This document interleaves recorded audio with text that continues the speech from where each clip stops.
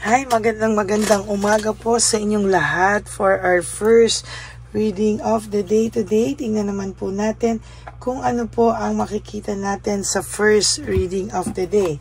Na-miss ko na pong gamitin ang ating gold cards, so gold tarot cards. So tayo po ngayon ay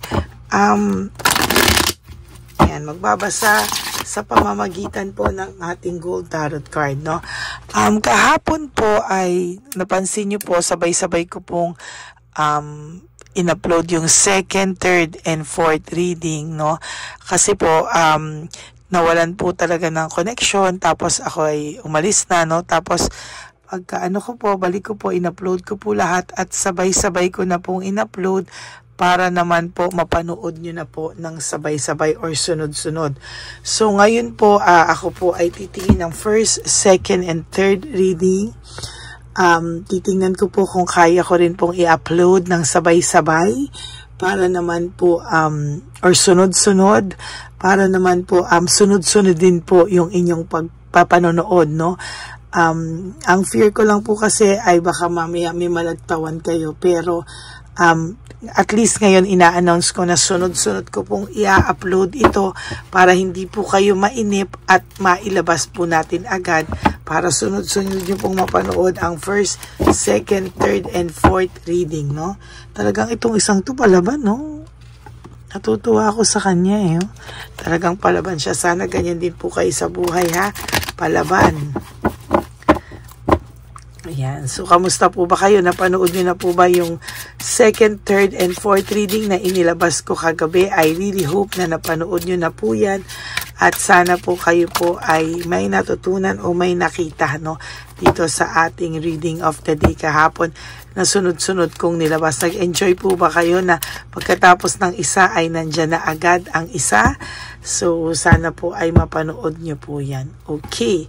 So, random po, no? So, sa nakikita ko po ngayon ay ang taong pong ito ay nakakaramdam ng matinding pagsubok at sakit ng pakiramdam sa mga oras na ito, no? Siya po ay nakakaramdam ng matinding pagkabalisa, heartbreak, Talaga ngayon pa lang po talaga niya naiinda lahat ng mga nagawa niya po sa iyo. As a matter of fact, itong tao pong ito ngayon ay nakakaramdam ng matinding pain, no? Siya naman po ang nakakaramdam ng matinding sakit at pagkabalisa, no? Sabi ko nga po sa inyo, paggising niya pa lang, naiisip niya na po agad yung mga nangyari, no? Pilit po siyang inuusig ng kanyang konsensya. Tama po ba yung Tagalog ko? Pagpasensyahan niya na po, no? Siya po ay nakakaramdam ng matinding konsensya at hindi niya po alam bakit siya ngayon nakakaramdam after all this time. Ngayon pa siya nakakaramdam ng konsensya sa iyo, no? Ang tao pong ito ay makakaramdam ng pagbalik sa kanya ng mga ginawa niya sa iyo, no? Sabi ko po sa iyo ngayon, bumabalik na po talaga yung mga consequences, o nakikita na niya o nararamdaman niya na po yung mga consequences ng mga ginawa niya sa iyo, no? Talagang sa nakikita ko po, bigla ka po nitong iniwan, pinagpalit at talagang niloko, no? Ngayon po siya nakakaramdam ng matinding pagod at consequences po sa kanyang mga actions na hindi pinag-isipan, ano? Ayan. Ngayon niya po inaani. Ngayon niya inaani ang mga consequences ng mga nagawa niyang panloloko sa iyo at pagsisinungaling sa iyo.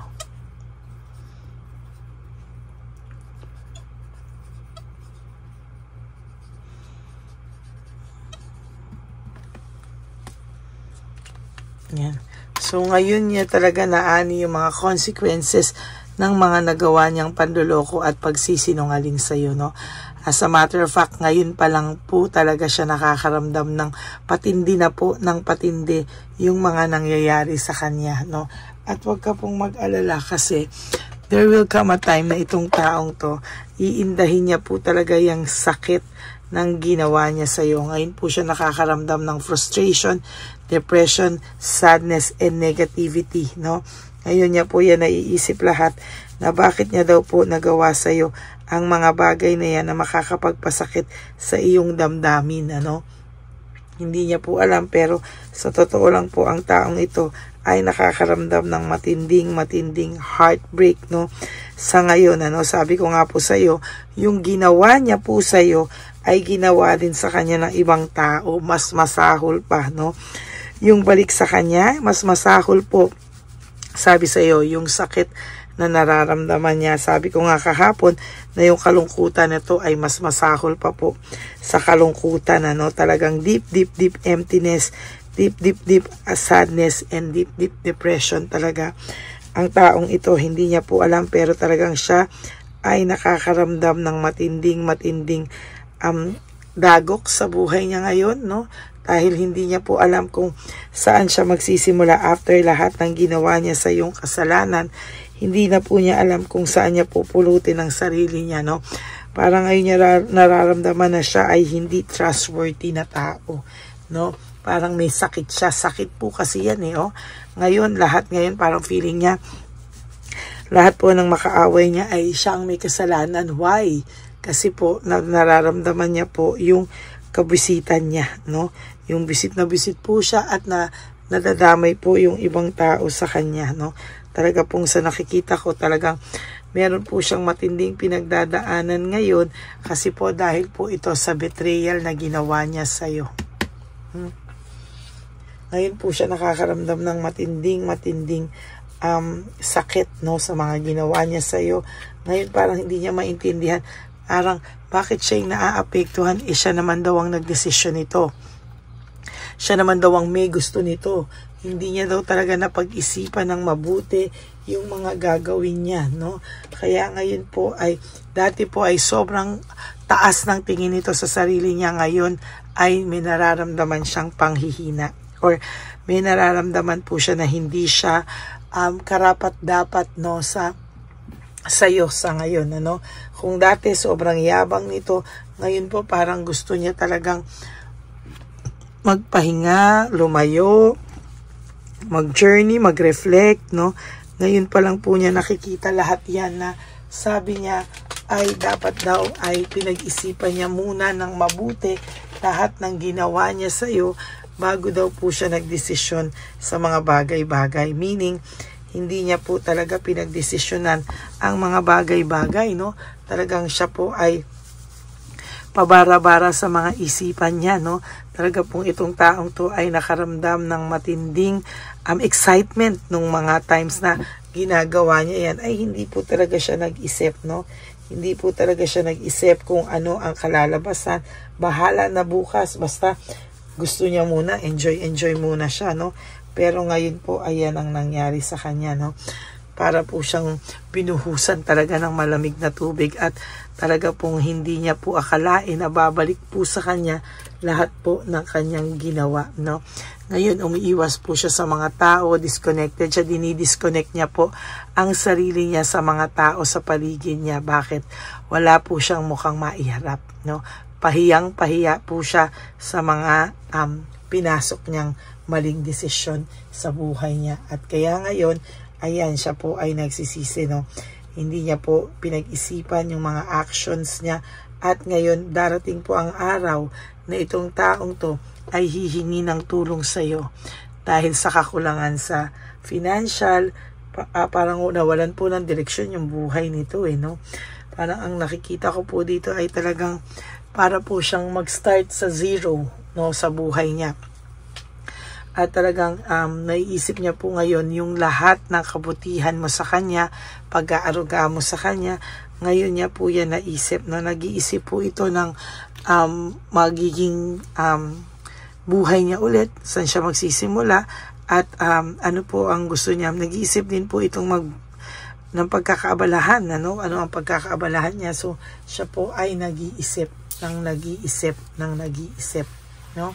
Bumaliktad po kasi ang kanyang mundo, yan, nawala po ang kanyang mundo at talagang naging stagnant po siya, no? Kung hindi daw po siya a-action ngayon, talagang siya po ay mawawalan ng pag-asa sa mga susunod na panahon, no?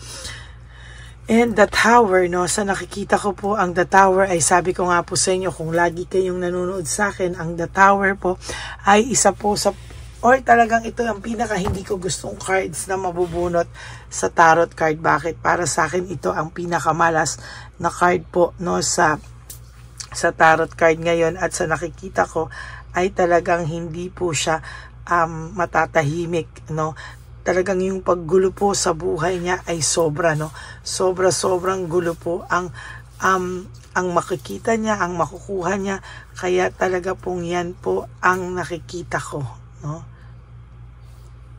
Talagang bihirang-bihira po talaga yung umalis ngayon siya at masaya agad siya sa buhay niya. Hindi po, no? Sa nakikita ko po ay talagang magulo po ang buhay nito, at sa nakikita ko lalo pa pong gugulo ito sa mga susunod na panahon. Hindi pa po niya ine-expect, no, yung mga mas matitindi pong pagsubok na darating sa buhay niya. Basta ngayon po kasi ang iniisip niya, bahala na, come what may na lang, total wasak na rin naman ang buhay niya. Ano pa ba, no? Ano pa ba yung mangyayari?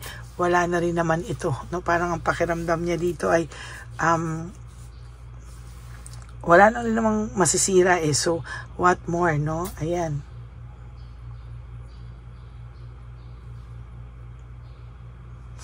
Grabe po, no?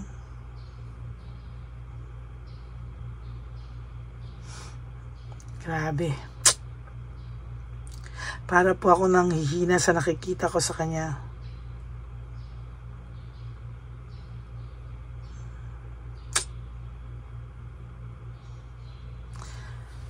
Ay, matindi, no? Sayang po talaga siya, no? At talagang hindi niya po sinasadya daw ang lahat nangyari, pero hindi po naman yan sa hindi sinasadya. Hindi niya lang po napag-isipan, pero ginaw pa din po niya yan. Ngayon, nahihiya po siya sa mga tao. Alam niyang pag-uusapan siya, alam niya po na pagchichismisan siya, kaya ina-isolate niya din po yung mga tao sa paligid niya. Very discouraged po ito sa buhay niya, disappointed po ito sa buhay niya. Kaya po, ayan, ano, what comes around goes around. Bumalik po sa kanya lahat ng ginawa niya sa'yo, at talagang mas malupit pa po ang nangyari sa kanya. Hindi niya po yan inaasahan, biglaan po ang mga nangyari sa kanya, mga kamalasan. Kaya siya po ngayon ay lungkot na lungkot. That's it for your first reading of the day. I hope na naka-resonate kayo. Sana po ay napanood nyo na po yung third and fourth reading, no? Hindi nyo pa po napapanood. Sabay-sabay ko po yung in-upload kagabi, the second and third reading and fourth reading. Ngayon po gusto ko rin pong isabay-sabay para po matuwa kayo na sunod-sunod po yung mapapanood nyo. Then, sabihan nyo po ako sa sa comment section kung mas gusto nyo po ba na sunod-sunod kong i-upload, or mas gusto nyo pong hiwalay-hiwalay na oras, para mas alam ko po kung ano mas komportable at mas convenient sa inyo para ako po ay mag-adjust. Okay? Maraming salamat po sa inyong lahat. And for those of you who na naka-resonate, can you please give me a like and comment down below, and please click the bell para naman po updated kayo sa lahat po ng ating mga latest video na in-upload. And also, marami din pong salamat sa lahat sa inyo. And for those of you who would like to have a private reading with me or personal reading with me through video call, ay pwede naman po, no? Just message me at Ladyly Elena. That's Ladyly Elena.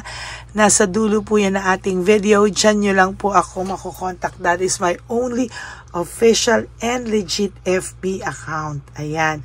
And messenger account. Kasama din po niyan ay akin pong nilabas yung fake account ng Lady Elena, na kung saan ay makikita po natin siyang siya po ay nang i-scam, no, ng tao. Kaya talagang sa nakikita ko po ay sana po ay wag kayong magpapaloko, no? At talagang talaga naman po, no, sinasabi ko sa inyo, sana po kayo po ay, alam ko naman po na kayo po ngayon ay mas ano po kayo, mas parang alam nyo po pag kayo ay niloloko, no? Mas aware, yun po ibig sabihin, mas aware na po kayo. Yan, maraming salamat po sa inyong lahat. And sa akin naman po mga ever loyal, solid na Lady Elena family, I love you all from the bottom of my heart. Mahal na mahal ko po kayong lahat at palagi ko po kayong pinagdadasal, no? Sana po ay kumapit lang po kayo at talagang ang lagi ko nga po sabi ko sa inyong payo is just to live one day at a time. Do 3 things that will make you happy for the day. Prioritize yourself. Forgive yourself. Importante po yan na napapatawad po natin ang ating mga sarili. At prioritize yourself. Be grateful na tayo po ay gising. At talagang may buhay pa at mababago pa po natin ang mga pagkakamali natin sa ating mga kasalanan. And also, you have to realize that life is so short. Don't make it shorter by stressing yourself from all the heartaches and pains na binigay sa inyo ng kahapon. Just surrender everything to the divine universe and just let go and let God write your life and love story. Kailangan din po natin mga kapatid na mahalin po natin ang ating sarili because self-love is still the best love of all. Yan po, no? Minsan po talagang, ano na lang po yan parang bonus na lang po kung mahalin tayo ng mga taong mahal natin. Pero sasabihin ko po sa inyo na talagang ang pagmamahal natin sa ating mga sarili ang dapat po nating unahin. Dahil talagang dyan din po tayo makikita ng ibang tao kung paano po natin minamahal ang ating sarili. Okay? Maraming salamat po sa inyo and thank you so much for not skipping ads. And sana po, no, if for those of you who would like to give me a super thanks for this video, I would really appreciate that from the bottom of my heart. Lalo na po ay nalalapit na po ang ating One Love a Day. Tayo po ay nag-iipon na, no? So maraming salamat po sa lahat ng inyong suporta. And also we are now approaching 19,000 subscribers. Maraming salamat po sa lahat ng mga suporta nyo at pagmamahal nyo sa akin. And rest assured, kahit nasan din naman po ako po ay magbibigay sa inyo ng reading of the day. Ayan, nakita nyo naman po, kahit gabi na, nilabas ko po ang 2nd, 3rd, 4th reading of the day. So ngayon po ay susunod-sunodin ko rin po yung upload para po makita nyo po, no, na mapanood nyo po agad yung mga susunod, no? Alam ko na na-excite kayong panoorin. So, yan po, no? So, comment lang po kayo kung mas gusto nyo sunod-sunod yung video or hiwalay-hiwalay ng oras. Okay? God bless you all and I love you all from the bottom of my heart. Bye! May update po, may nagpanggap pong subscriber natin na siya po ay magpapahula sa fake na Lady Elena, kaya ayan, hinihingan po siya ng $80 at ang cell po niya ay nabigay at nakuha. Ang pangalan niya po sa cell ay Julian Albert, no? Siya po ay may cell account din, kaya mag-iingat po kayo. Ayan po, no, kung sino man po yung scammer na Julian Albert na yan, no, iinsensuhan po natin yan para siya po ay makonsensya. Kung wala man po siyang konsensya, at least po bumalik sa kanya lahat po ng kanyang ginagawa at maling-mali po yan, ano. Basahin niyo po lahat yan, makikita niyo po, ayan po ang cell number niya at Julian Albert na yan, ano, para po talagang mai-report din po natin yan na siya ay gumagamit ng cell account na Julian Albert. Mag-ingat po kayo. Ayan po yung number niya. Ayan po yung pangalan niya. Huwag po kayong magpauto. Nakita nyo naman po, no, napakalayo po ng pangalan ko sa pangalan ng pinagsisendan nyo po ng account o ng pera. Kaya mag-ingat po kayo at beware sa scammer na to. At talagang ayan po, pinost ko po ang kanyang pangalan dito para maging babala po sa inyong lahat. Maraming salamat po. At mag-ingat po kayo, paki-report po ang page na yan, ang messenger niya na Lady Elena. Maraming salamat po and God bless you all. Ayan, sa susunod po makikita niyo yung account niya na i-report niyo. Salamat po na marami. Magandang gabi po ulit sa inyong lahat. Ako po ay muling nagpapaalala sa inyo na mayroon pong lumalabas sa FB at Messenger account na fake account po nang hihingi po ng $25 through PayPal at hindi po yan totoo. Huwag po kayong maniwala dyan. At pag sinabi mo po na gusto ko pong marinig ang boses nyo, or makita kayo, ang sasabihin po ay magbibigay kami ng link, buksan mo yan, at pagkatapos ay makikita mo ako. Huwag po kayong maniniwala dahil yan po ay hindi totoo. Yan po ay isang malaking scam na pag binuksan nyo po ay mahahack po lahat-lahat sa inyo. Mahahack po ang inyong mga personal details. Lahat ay mahahak. Ako po ay nalulungkot na ito po ay nangyari, ngunit sa talagang may mga tao pong masasama at may mga tao po talagang hindi makatiis na hindi gumawa ng masama sa ibang tao. Pero maging aware po sana kayo, tulungan niyo po ako, i-report po natin yung fake na yan at sa FB para siya po ay mawala na. At wala na po siyang mabiktima pa. Nandyan po lahat ng details at maraming salamat po sa inyong lahat. Maraming salamat po sa inyong lahat at mag-iingat po kayo.